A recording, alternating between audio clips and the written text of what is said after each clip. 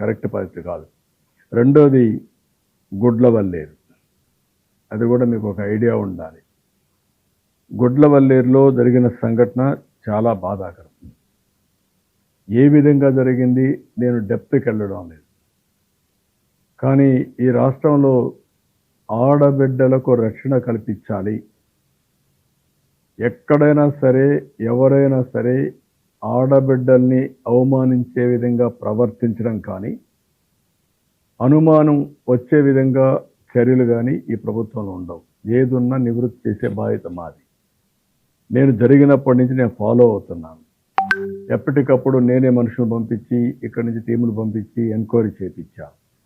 నిన్న కూడా ఒక మహిళా ఆఫీసర్, పిల్లలు ఎమోషన్లో ఉన్నారు. ఎమోషన్లో ఉన్నప్పుడు ఆ డిస్టర్బెన్స్లో ఉండి ఏ విధంగా వాళ్ళ మనోభావాలు దెబ్బతిన్నాయి, లేదంటే ఎవరు క్రియేట్ చేశారు అనేది వేరే విషయం.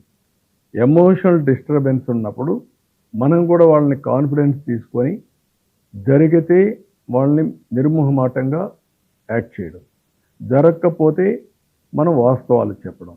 ఇవన్నీ చేయాలంటే ఓపిక ఉండాలా, ప్రాపర్ మెకానిజం ఉండాలా. ఈ రెండు లేకుండా ఇష్ట ప్రకారం చేయడం కరెక్ట్ కాదు. నేను కొన్ని మంది చూశాను, ఇష్టానుసారంగా 300 వీడియోలు తీసేశారు, లేకుంటే ఫోన్లో అంతా చేసేశారు. ఏదో మొత్తం హాస్టల్స్ రాష్ట్రం అంతా ఇదే జరిగిపోతా ఉంది. బుద్ధి జ్ఞానం మీకు కూడా ఆడబిడ్డలుంటే మారి ప్రవర్తించరు. కొంచెమైనా విజ్ఞత ఉండాలి మీకు. ఎక్కడైనా సరే నీ దగ్గర ఎవిడెన్స్ ఉంటే ఇవ్వాలి, నీకు తెలిస్తే చెప్పాలి. తెలియకుండా కావాలని దుష్ప్రచారం చేయడం చాలా నేరం. ఆడబిడ్డల శీలాన్ని కూడా తాకట్టు పెట్టే విధంగా, లేకుంటే అవహేళన చేసే విధంగా చేయడం కరెక్ట్ కాదు. దీన్ని చాలా తీవ్రంగా ఖండిస్తున్నా, గర్హిస్తున్నా, హెచ్చరిస్తున్నా. మంచిది కాదని కూడా చెప్తున్నా. దానికి ఏ విధంగా చేయాలో మేము ఆలోచిస్తాం. కానీ ఇన్సిడెంట్ కాడకు వచ్చినప్పుడు మాత్రం నేను ఎవ్వరితో కాంప్రమైజ్ కాం. ఢిల్లీలో కూడా మేము మాట్లాడాం. CERT ఉంది, కంప్యూటర్ ఇంజనీరింగ్ రెస్పాన్స్ టీమ్. CERTతో మాట్లాడి అక్కడ senior scientist one mister Sharma SS, ఇంకొక విద్యాసాగర్ సైంటిస్ట్, అదే మాదిరిగా Surendra Varma another scientist, Ravichandra another scientist. వీళ్ళందరితో కలిసి ఒకరిని CADC నుంచి కూడా, centre for development of advanced computing నుంచి ఒక టెక్నికల్ పీపుల్ కూడా తీసుకుంటాం. అదే మాదిరిగా పోలీసుని కూడా 1 or 2 ఇన్వెస్టిగేషన్ ఆఫీసర్లు పెడతాం, అక్కడ లోకల్ వాళ్ళు కాకుండా బయట వాడిని. వీళ్ళందరూ వెళ్ళి అక్కడ ఏం జరిగిందో మొత్తం తీసుకొని, వాళ్ళ దగ్గర ఉండే ఎక్విప్మెంట్ కూడా తీసుకొని, డౌట్ ఉండే వాళ్ళందరి సెల్ ఫోన్లు కానీ, వాళ్ళ యొక్క ఐప్యాడ్లు కానీ అవన్నీ తీసుకుంటాం, కంప్యూటర్లు తీసుకుంటాం.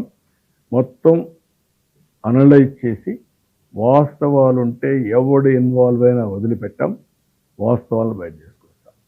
దీన్ని అనవసరంగా క్యాంపెయిన్ చేయడం, దుష్ప్రచారం చేయడం మానుకొని ఎవరి దగ్గర ఎవిడెన్స్ ఉన్నా ఆ ఎవిడెన్స్ పంపేయండి. వాళ్ళ మీద ఎంత కఠినంగా యాక్ట్ చేస్తామో తర్వాత మీరు చూడండి.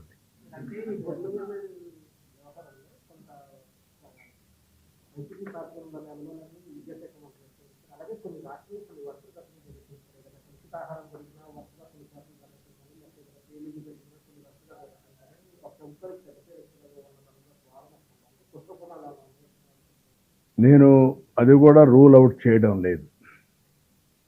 ఎందుకంటే ఒక ముఖ్యమంత్రిగా నన్నే మబ్బు పెట్టారు. బాబాయిని గొడ్డలతో చంపేసి గుండెపోటని నమ్మించారు. రెండో రోజున నా పేరే పెట్టి నారాసుర రక్త చరిత్ర, ఒక చీఫ్ మినిస్టర్ పేరే పెట్టి పేపర్లు రాశారు. అంటే అది నా ఉదాసీనత, నా మంచితనం. ఆ రోజే బొక్కలో పెట్టి ఉండాలి, ఎత్తపై లోపలేసి ప్రూవ్ చేయమని ఉండాలి. అది చేయలేదు కాబట్టి ఇవన్నీ చేసే పరిస్థితికి వచ్చారు. ఇప్పుడు కూడా అలాంటి సంఘటనలు జరుగుతున్నాయి. Be careful. నేను రౌడీలను అణిచివేశాను, ముఠా నాయకులను అణిచివేశాను, మత కలహాలు సృష్టించే వాళ్ళని అణిచివేశాను, తీవ్రవాదులపైన పోరాడాను. రాజకీయ మసుగులో ఉండే రౌడీలు కూడా, నేరస్తులు కూడా వార్నింగ్ ఇస్తున్నా, హెచ్చరిస్తున్నా. కబద్దార్, జాగ్రత్తగా ఉండండి. ఇప్పటికే రాష్ట్రాన్ని తగలబెట్టారు. ఎక్కడ చూసినా గంజాయిమయమైంది, డ్రగ్స్ మయమైంది, చీప్ లిక్కర్ మయమైంది. ఇవన్నీ ప్రక్షాళన చేసుకుంటూ వస్తున్నాం.